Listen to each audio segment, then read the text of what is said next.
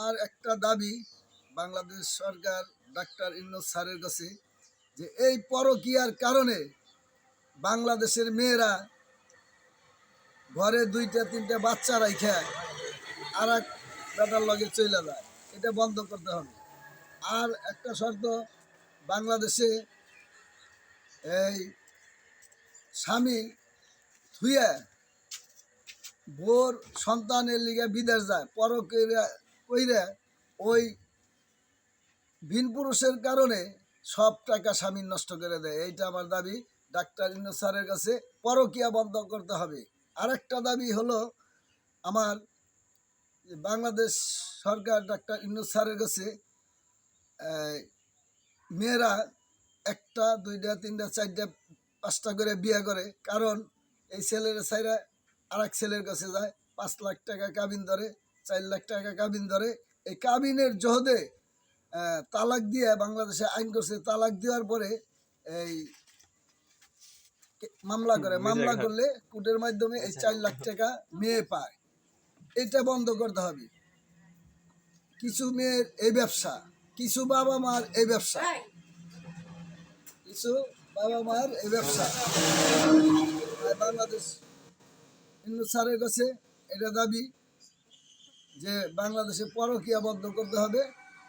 আর একটা মেয়ে 4টা 5টা করে বিয়ে করে টাকার লোভে, এই টাকা লোভে বিয়ে করে, কাবিন করে 3 লাখ 5 লাখ। কিছু বাবা মা আছে এই টাকা নিয়ে মেয়ের ভবিষ্যৎ করতে চায়, আর 2-3জন বাচ্চা রেখে আর একটা ছেলের সাথে চলে যায়। এটা বন্ধ করতে হবে। বাংলাদেশ সরকারের কাছে আবেদন এটাই। আমার একটা দাবি থাকবো যে মেয়ে যদি ছাইরা যায়, তাহলে কি কারণে কি দোষে ছেলেকে রাইখা ছাইরা যাইতেছে, এটা তথ্য নিতে হবে এবং জানতে হবে। আর মেয়ে ছেলেও যদি ছাইরা দেয়, কি কারণে, ছেলেও কি পরকীয়া করে নাকি কি কারণে ছেলে পরকীয়া করে, এটাও দেখতে হবে। এই মেয়ের কাছে যা আছে ওই মেয়ের কাছে তাই আছে, তাহলে কেন স্বামী আর এক মেয়ের কাছে যায়, এটাও জানতে হবে, ধরতে হবে।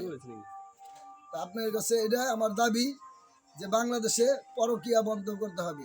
স্বামী থাকতে আর একজনের পাশে কেন যায়, এই আমার দাবি করলাম। আর কাবিন রেস্টি যদি ছেলে চলে যায়, কাবিন কম করতে হবে, যাতে ছেলেও বাঁচে মেয়েও বাঁচে। এই কাবিনের ব্যবসা আরম্ভ করছে বাংলাদেশ সরকারের কাছে, এটাই আবেদন।